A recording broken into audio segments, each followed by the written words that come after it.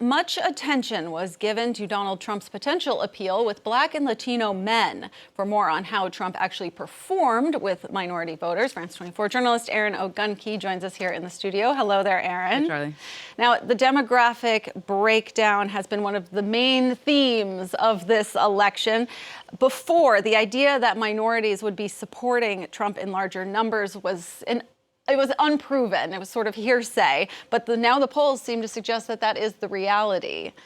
Yeah, that's right, Charlie. It's definitely hard to deny now. The numbers suggest indeed that a substantial shift occurred among Latino voters and also to a smaller extent Black voters, and that helped solidify Trump's more or less landslide victory, I think you could call it at this point. Now, according to some CNN exit polls, he obtained support from a whopping 45% of Latino voters. That's up from 32% in 2020. And then in the CNN poll, they say that he got 13% of Black voters. That's a double-digit increase for Latinos and a less substantial, perhaps, increase for Black voters. Now, a more complete, updated picture obviously will emerge in the days to come, but these early results at least certainly seem to show an emerging trend. It is true that he did not get the majority of either group, but it will be essential for Democrats to understand why they are choosing Trump in larger numbers, especially because he is really increasing his traditional base beyond white voters without college degrees. Right. So for viewers watching and they're saying, but he didn't actually win these groups. So why is this such a big talking point? Well, this has been a really controversial question, and I feel like many different minority groups have been, and we're trying to say, don't blame us if Donald Trump wins. Pundits and analysts are increasingly reminding Americans, of course, that white voters, specifically white men, do remain Trump's largest voter base by far. But I don't think that those who are looking into the Latino or Black vote are necessarily trying to say that it is because of them that Trump has been successful, but more trying to understand why there are some Black voters, some Latino voters who are attracted to him despite rhetoric that is widely perceived as racist, misogynistic, and xenophobic. And in that sense, it's important to understand, especially if Democrats do want to hold on to what have been an historic advantage with minorities. Now, the way certain groups tend to vote alongside the demographic shift that's expected to come in the United States on many fronts has really been the reason for this focus. White voters, again, remain the largest group in the U.S., but that's changing. Latino voters slated to make up 30% of the population by 2060. Asian American populations are growing as well. On the other hand, white voters have been declining as a share of the voting age population since the 1990s. And so even though they vote in higher numbers than minorities, Black voters, of course, increasingly important in big cities and urban areas. So candidates have been trying to figure out how to adapt their messaging, not only in this election, but moving forward in line with these changes. Now, the group that has gotten the most attention is the Hispanic vote, Latino Americans, especially since Trump's rhetoric in the past has not exactly been kind to this group. So it seems to some, it would seem counterintuitive that they would support Trump.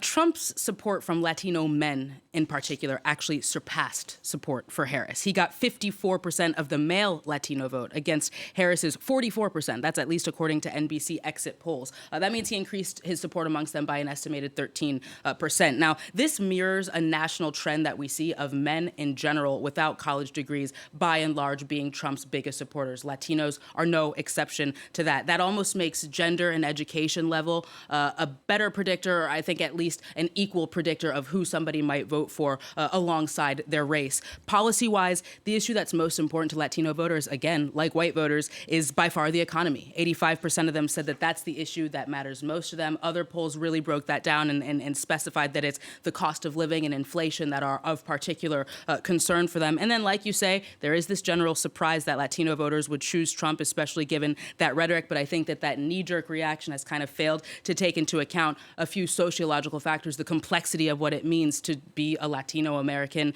today. There's the obvious fact that a lot of them are Catholic, so some of them are, of course, more conservative on social issues than the Democratic Party. There's also the fact that many of them see themselves as Americans before Latinos. Again, we're talking about Latino American people who are voting, so maybe they've been citizens for their entire lives, and in that sense, Trump's rhetoric on undocumented migrants doesn't apply to them. There's no sense of, not necessarily a sense of of racial solidarity in that sense. Finally, surveys and reporting out of the U.S. shows that many Latin American voters really emphasize the importance of hard work, all while struggling to make ends meet. Again, the same way that you see that emphasized amongst white voters. And for whatever reason, this is something that they see Republicans better addressing than Democrats. Mm-hmm. And now when it comes to black voters, I mean, black voters have historically been the backbone of Democratic support. Trump's gains within this demographic group, they're smaller, but more of them did vote for him than they did in 2020. So what might be behind this shift? It's hard to draw early conclusions about what's driving black voters to perhaps support Trump, especially because their increase, again, like you say, is smaller than that of Latinos. That said, in some places, it's more significant than others, so that'll be important to take a look at. Just one example, exit polls in Wisconsin suggest that Donald Trump got 21% of the black vote, and if that's confirmed, that would be up from just 8% in 2020. It's a huge shift. We'll have to wait and see for those numbers to be confirmed or change before we have a better picture. But it's clear, again, that like Latino voters, the things that attract black voters to Trump are not unlike the things that attract white voters to him. More black men support him than black women, younger black men in particular, and younger black men without college degrees. They're also more socially conservative than black women. Again, talking points from the more progressive parts of the Democratic Party on that front are not necessarily going to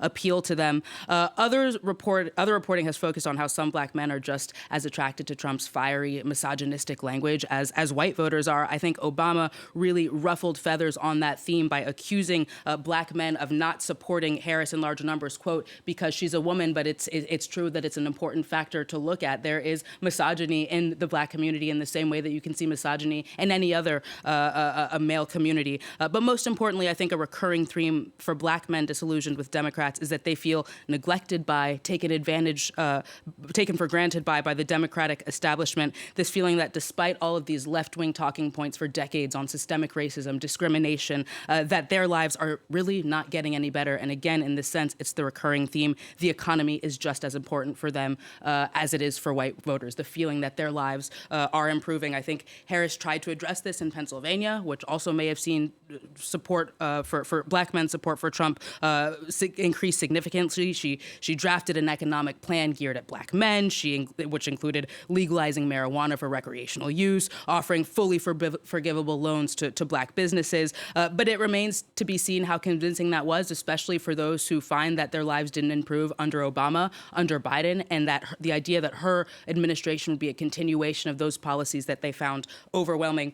Again, I don't want to overemphasize black support for Trump because it's still low, but it will be a valuable lesson for moving forward. And if I may conclude on perhaps the biggest valuable lesson for Democrats moving forward, it's this recurring theme that for all minority voters, they don't want to be treated as a reliably partisan, monolithic voting bloc. They want to be seen as the complex human beings that they are, like any other white voter. And it's not just race, misogyny, xenophobia that's affecting their decision at the polls. And Democrats are really going to have to reckon with that. Yeah, there's going to be some soul searching as to whether this shift was actually Donald Trump specific or disenchantment with the Democratic Party. Erin Ogunkeye, thank you so much for that detailed breakdown. Really appreciate it.